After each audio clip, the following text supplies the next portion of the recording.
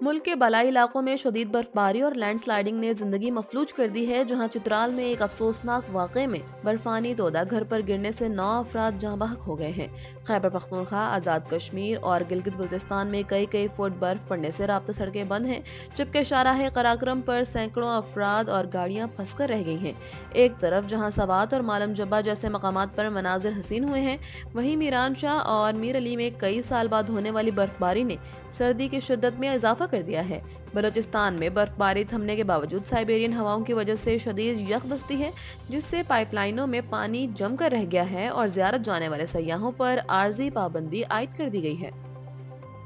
Peoples party کے senator سلیم مانڈوی والا نے واشنگٹن میں ہونے والے پاک امریکہ انٹرا پارلیمانی ڈائیلاگ کے بعد امید ظاہر کی ہے کہ امریکہ جلد ہی پاکستانیوں پر عائد امیگریشن ویزا پابندیوں کو ختم کر دے گا۔ میڈیا سے گفتگو کرتے ہوئے انہوں نے بتایا کہ پاکستانی شناخت کا غلط استعمال کر کے امریکہ آنے والے افغان شہریوں کا حساس معاملہ بھی امریکی حکام کے سامنے اٹھایا گیا۔ اس ڈائیلاگ میں سینیٹر رانا محمود الحسن نے بھی شرکت کی، جہاں تجارت، سلامتی اور پارلیمانی تعاون بڑھانے پر زور دیا گیا تاکہ دونوں ملکوں کے عوامی نمائندوں کے درمیان ہم آہنگی پیدا ہو سکے۔ امیگریشن ویزا سے متعلق رکاوٹیں دور کرنے کے لیے مذاکرات جاری ہیں۔ پاکستانی پاسپورٹ یا شناخت پر امریکہ جانے والے غیر متعلقہ افراد کا معاملہ زیر بحث آیا۔ عوامی سطح پر رابطے بہتر بنانے کے لیے جلد ایک اور پاکستانی وفد امریکہ جائے گا۔ دونوں ممالک کے درمیان دو طرفہ تجارت اور علاقائی سلامتی پر بات چیت ہوئی۔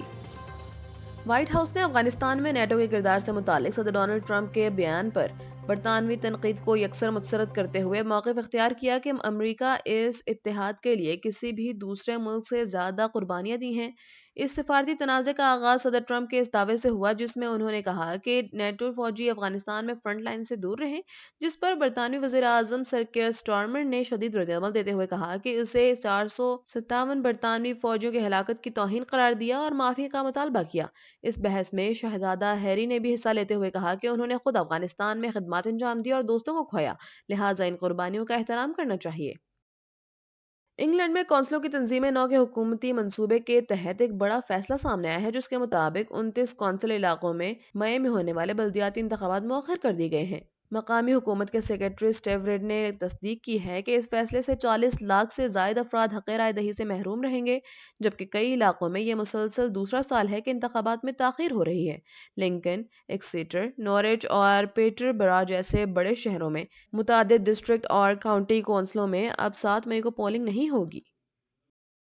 پنجاب کے وزیر اطلاعات عظمی بخاری نے مری میں سیاحوں اور گاڑیوں کے غیر معمولی رش کے باعث شہریوں کو وہاں کا سفر کرنے سے سختی سے روک دیا ہے۔ مری کے تمام ہوٹلز بھر چکے ہیں اور 5000 سے زائد گاڑیاں وہاں پھنسی ہوئی ہیں، جنہیں نکالنے کے لیے ریسکیو آپریشن جاری ہے۔ محکمہ موسمیات نے مزید 24 گھنٹے برف باری کی پیشگوئی کی ہے، جس کے باعث ایکسپریس وے اور رابطہ سڑکوں پر شدید پھسلن ہے۔ انتظامیہ نے خبردار کیا کہ گاڑیوں میں ہیٹر استعمال کرنے والے مسافر آکسیجن کی کمی سے بچنے کے لیے احتیاط کریں، جبکہ عملہ مال روڈ، جیگا گلی سمیت دیگر اہم مقامات سے برف ہٹانے میں مصروف ہے۔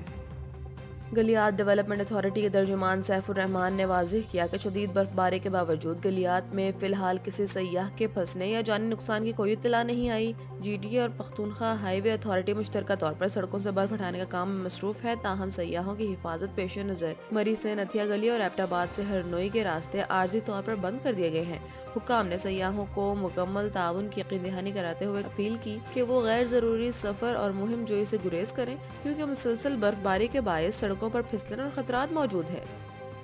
عالمی اقتصادی فورم کے موقع پر ڈیوس میں وزیر اعظم شہباز شریف اور آئی ایم ایف کی ایم ڈی کرسٹالینا جارجیوا کے درمیان اہم ملاقات ہوئی، جس میں M D I M F نے پاکستان کی حالیہ معاشی اصلاحات کی کھل کر تعریف کی۔ کرسٹالینا جارجیوا نے وزیر اعظم کے عزم مصمم کو سراہتے ہوئے کہا کہ وہ جس کام کا ارادہ کرتے ہیں اسے مکمل کر کے ہی دم لیتے ہیں۔ ملاقات کے دوران وزیر اعظم نے پاکستان کے میکرو اکنامک اشاریوں میں بہتری، ادارہ جاتی اصلاحات اور مالیاتی نظم و ضبط پر بریفنگ دی، جبکہ دونوں رہنماؤں نے عالمی معاشی چیلنجز اور پائیدار ترقی کے لیے باہمی تعاون کو جاری رکھنے کا عزم کا اعادہ کیا۔